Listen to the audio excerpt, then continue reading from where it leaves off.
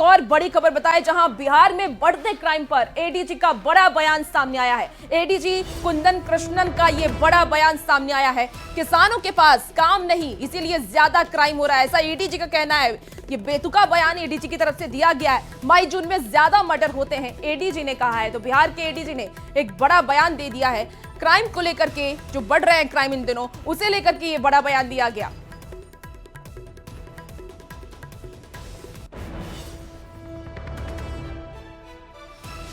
इधर हाल में जो काफ़ी हुआ है कि शूटर्स, कई हत्याएं हुई हैं, होती पूरे बिहार में। और इस माह मई जून में ज़्यादा मर्डर होते आई है वर्षों से। अप्रैल मई जून, जब तक बरसात नहीं होती है ये सिलसिला जारी रहता है, क्योंकि ज़्यादातर किसान को कोई काम नहीं रहता है। एक बरसात होने के बाद लोग, कृषक समाज के लोग व्यस्त हो जाते हैं और घटनाएं घटती है। परंतु आप लोग के द्वारा, प्रेस के द्वारा हत्या पर हत्या, कुछ इस वर्ष चुनाव भी है, तो राजनीतिक दलों के द्वारा भी इस पर ज़्यादा नज़रिया दिया गया है। तो उसको लेके भी हम लोग चिंतित थे कि हाँ, नवयुवक ज़्यादा पैसा के लिए सुपारी किलिंग शुरू कर दिए हैं। तो एक नया सेल इसी माह हम लोग गठन किए। और खबरों में आगे बढ़ेंगे। लखीसराय के सूर्यगढ़ विधानसभा क्षेत्र में आयोजित जेडीयू संवाद कार्यक्रम के दौरान केंद्रीय मंत्री ललन सिंह ने जेडीयू कार्यकर्ताओं के लिए मटन पार्टी का आयोजन किया था। कार्यक्रम के दौरान बोलते हुए ललन सिंह ने कहा कि अच्छे इंतजाम किए गए हैं। सावन वालों के लिए शाकाहारी और बाकी के लिए मांसाहारी खाने का इंतजाम किया गया है। आपको बता दें कि जेडीयू कार्यकर्ताओं के लिए मटन पार्टी का यह आयोजन किया गया। इसकी तस्वीर भी आप टीवी स्क्रीन पर देख पा रहे हैं।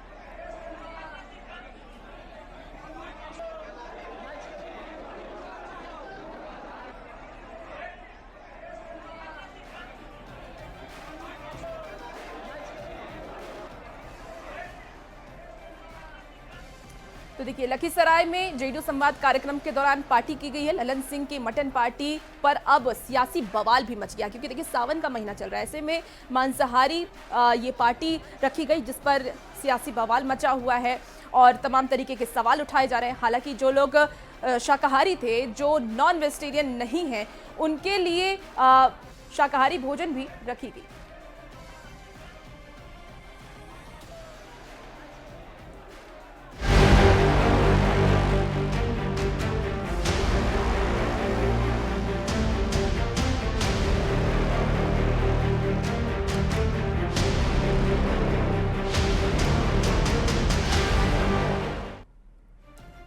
तो बिहार में हो रहे वोटर वेरिफिकेशन को लेकर के देश भर में एक सियासी जंग छिड़ गई है। निर्वाचन आयोग इसको लेकर के तर्क दे रहा है, सत्ता पक्ष वोटर वेरिफिकेशन अपना भी पक्ष रख रहा है, तो दूसरी तरफ विपक्ष इसको लेकर के निर्वाचन आयोग और सत्ता पक्ष पर हमलावर है। अब चूंकि अगले कुछ महीनों में बिहार में विधानसभा के चुनाव है, तो इसको लेकर के सियासत होना लाजमी है, आश्चर्यजनक बिल्कुल भी नहीं है। लेकिन वोटर वेरिफिकेशन जब से शुरू हुआ है, तब से खासकर सीमांचल इलाके में दस्तावेज बनवाने की होड़ मची हुई है। आपको ये जानकर हैरानी होगी कि अप्रैल से जून तक जितने लोगों ने आवासीय प्रमाण पत्र बनवाने के लिए आवेदन दिया था, उससे 3 गुना ज्यादा 1 जुलाई से 13 जुलाई तक आवेदन मिला है, जो चौंकाने वाला है। ये रिपोर्ट देखिए। क्या सीमांचल में हो रहा है बड़ा खेला? आवासीय बनवाने के लिए रिकॉर्ड आवेदन। वोटर वेरिफिकेशन से होगा घुसपैठियों का पर्दाफाश। बिहार चुनाव से पहले वोटर वेरिफिकेशन करवाकर एक तरफ जहां निर्वाचन आयोग फर्जी वोटरों की पहचान करने की कोशिश कर रहा है, तो दूसरी तरफ अब इस पर सियासत भी गर्मा गई है। पक्ष विपक्ष वोटर वेरिफिकेशन को लेकर अपने अपने तर्क दे रहे हैं, लेकिन इस दौरान सीमांचल से कुछ ऐसे आंकड़े निकलकर सामने आए हैं जिसने कई तरीके के सवाल खड़े कर दिए हैं।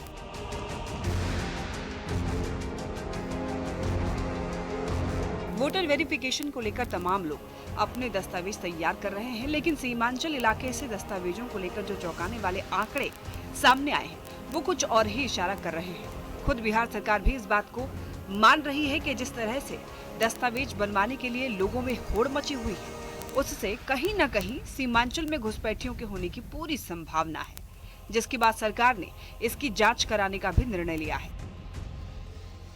खासकर किशनगंज जिले में 26,000, 27,000, 30,000 तक मैक्सिमम पूरे महीने में आवासीय प्रमाण पत्र बनते थे। लेकिन दुर्भाग्य से ये देखिए, इसमें जांच के दौरान ये पता चला कि 1 तारीख से लेकर 13 जुलाई तक वहाँ पर 3,41,000 लोगों ने आवेदन किया। इसकी गहन समीक्षा की जा रही है। 10 गुना की वृद्धि कैसे हो सकती है? इसका मतलब है कहीं बाहर के लोग, विदेश के लोग अपना आवासीय प्रमाण पत्र बनाने के लिए आवेदन तो नहीं किया। कोई बांग्लादेशी तो नहीं है, भूटान से तो नहीं है। सीमांचल में घुसपैठियों के होने की बात लंबे वक्त से की जा रही है। जिस तरह से वहां पर मुसलमानों की आबादी बढ़ी है, वो कहीं न कहीं घुसपैठियों के होने की संभावनाओं को बल देता है। अब सवाल ये है कि आखिर अभी ऐसा क्यों कहा जा रहा है? जब आप कुछ आंकड़ों को देखिएगा तो आप भी हैरान रह जाएंगे।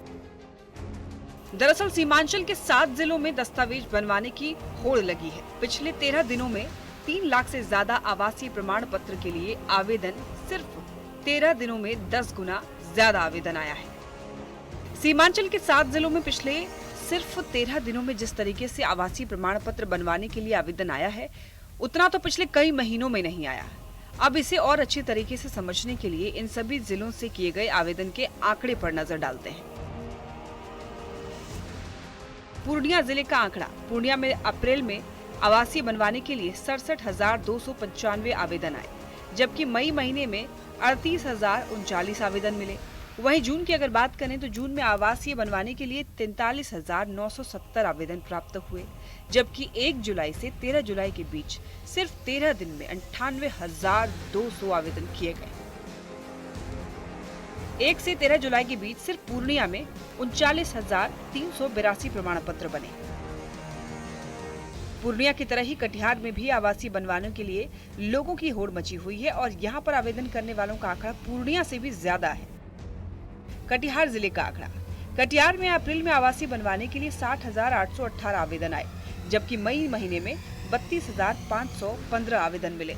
वहीं अगर जून की बात करें तो जून में आवासीय बनवाने के लिए 38,271 आवेदन प्राप्त हुए, जबकि 1 जुलाई से 13 जुलाई के बीच सिर्फ 1,32,884 आवेदन किए गए। 1 से 13 जुलाई के बीच सिर्फ कटिहार में 37,720 प्रमाण पत्र बने। ये वैसे जिले हैं जहां पूरे बिहार में सबसे ज्यादा आवासीय प्रमाण पत्र बनवाने के लिए आवेदन आए हैं और यही शक की सबसे बड़ी वजह है। अब जरा अररिया का भी आंकड़ा देख लीजिए। अररिया में अप्रैल में आवासीय बनवाने के लिए 47,221 आवेदन आए, जबकि मई महीने में 22,551 आवेदन मिले। वहीं जून की अगर बात करें तो जून में आवासीय बनवाने के लिए 27,710 आवेदन प्राप्त हुए, जबकि 1 जुलाई से 13 जुलाई के बीच सिर्फ 53,556 आवेदन किए गए। 1 से 13 जुलाई के बीच सिर्फ अररिया में 12,620 प्रमाण पत्र बने। यानी कि अररिया में सिर्फ 13 दिनों में पिछले 2 महीने में ज्यादा लोगों ने आवासीय प्रमाण पत्र बनवाने के लिए आवेदन किया।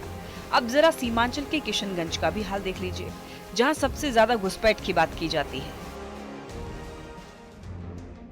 किशनगंज में अप्रैल में आवासीय बनवाने के लिए 36,664 आवेदन आए, जबकि मई महीने में 26,834 आवेदन मिले। वहीं जून की बात करें तो जून में आवासीय बनवाने के लिए 33,042 आवेदन प्राप्त हुए, जबकि 1 जुलाई से 13 जुलाई के बीच सिर्फ 32,378 आवेदन किए गए। 1 से 13 जुलाई के बीच सिर्फ किशनगंज में 84,295 प्रमाण पत्र बने। किशनगंज में सिर्फ 13 दिन में 84,000 से ज्यादा आवासीय प्रमाण पत्र बनना काफी हैरान करने वाला है। सवाल ये है कि अभी ही इतने लोगों ने आवासीय क्यों बनवाया। अब जरा सहरसा का भी आंकड़े देख लेते हैं। सहरसा में अप्रैल में आवासीय बनवाने के लिए 45,971 आवेदन आए, जबकि मई महीने में 24,017 आवेदन मिले। वहीं जून की बात करें तो जून में आवासीय बनवाने के लिए 24,060 आवेदन प्राप्त हुए, जबकि 1 जुलाई से 13 जुलाई के बीच सिर्फ 45,033 आवेदन किए गए। 1 से 13 जुलाई के बीच सिर्फ सहरसा में 30,566 प्रमाण पत्र बने। यानी कि सहरसा में भी आवासीय बनवाने वालों का आंकड़ा किसी भी महीने से ज्यादा है, जो कई तरह के संदेह पैदा करता है। ठीक इसी तरह सुपौल में भी हुआ है। सुपौल में अप्रैल में आवासीय बनवाने के लिए 48,530 आवेदन आए, जबकि मई महीने में 26,078 आवेदन मिले। वहीं जून की बात करें तो जून में आवासीय बनवाने के लिए 31,029 आवेदन प्राप्त हुए, जबकि 1 जुलाई से 13 जुलाई के बीच सिर्फ 62,305 आवेदन किए गए। 1 से 13 जुलाई के बीच सिर्फ सुपौल में 23,825 प्रमाण पत्र बने। यानी कि जून में जितने लोगों ने आवासीय के लिए आवेदन किया, उससे दोगुना जुलाई में सिर्फ 13 दिन में आवेदन किए गए। कुछ ऐसे ही आंकड़े मधेपुरा से भी सामने आए हैं, जो कि हैरान करने वाले हैं। मधेपुरा में अप्रैल में आवासीय बनवाने के लिए 54,755 आवेदन आए, जबकि मई महीने में 25,165 आवेदन मिले। वहीं जून की बात करें तो जून में आवासीय बनवाने के लिए 30,375 आवेदन प्राप्त हुए, जबकि 1 जुलाई से 13 जुलाई के बीच सिर्फ 37,423 आवेदन किए गए। 1 से 13 जुलाई के बीच सिर्फ मधेपुरा में 17,752 प्रमाण पत्र बने। जितनी बड़ी संख्या में लोगों ने सिर्फ 13 दिन में आवासीय प्रमाण पत्र बनवाने के लिए आवेदन किया है, उससे न सिर्फ स्थानीय प्रशासन बल्कि सरकार भी हैरान है। जेडीयू को शक है कि यहाँ पर बड़ी संख्या में बांग्लादेश, भूटान और म्यांमार जैसे देश से घुसपैठ कर आए हुए लोग रह रहे हैं।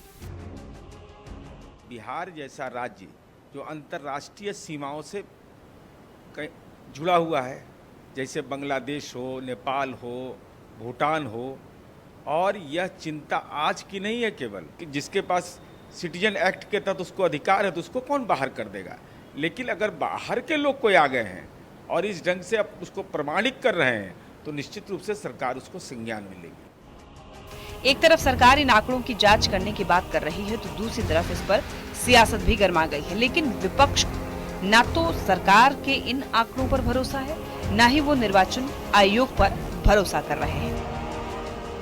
भारतीय जनता पार्टी तो जिस तरह से महाराष्ट्र में, बिहार में आकर के जबरन नागरिकता पूछ रही, चुनाव आयोग का अधिकार है नागरिकता पहचान करने का। क्या आर्टिकल 326 आर्टिकल 10 इस बात की इजाजत देता है? नहीं देता है। इसके बावजूद भी गैर संवैधानिक आचरण चुनाव आयोग का भारतीय जनता पार्टी के नीतियों पर चल रहा है। देखिए, गांव के जो सामान्य लोग होते हैं उन्हें आवासीय प्रमाण पत्र की कभी जरूरत ही नहीं पड़ती, क्योंकि ये सरकार लोगों को रोजगार ही नहीं देती। किस काम के लिए आवासीय प्रमाण पत्र बनाएंगे जब अपने गांव में रहना है, खेती करनी है, मजदूरी करनी है। तो अब चूंकि ये बात फैल गई कि चुनाव आयोग मांग रहा है, नहीं तो वोटर लिस्ट से नाम हटा देगा, तो जाहिर सी बात है कि बड़ी संख्या में लोगों ने आवेदन किए होंगे। इसका कोई और एंगल निकालना ये भाजपा की शातिर चाल हो सकती है इस देश को तोड़ने की। बिहार में कुछ महीनों में चुनाव है, तो ऐसे मुद्दों पर राजनीति होनी भी आम बात है, लेकिन एक गंभीर सवाल ये भी है कि आखिर इतनी बड़ी संख्या में कौन आवासीय प्रमाण पत्र के लिए आवेदन कर रहा है? क्या सीमांचल में घुसपैठिए हैं? इन तमाम सवालों के जवाब जांच के बाद ही मिलेंगे, लेकिन अगर ऐसा है तो ये देश की सुरक्षा के लिए काफी गंभीर मुद्दा है। न्यूज़ 18 के लिए पटना से शैलेंद्र कुमार की रिपोर्ट। फिलहाल इस बुलेटिन में इतना ही। खबरों का सिलसिला न्यूज़ 18 बिहार झारखंड पर जारी है। बने रहिए न्यूज़ 18 के साथ।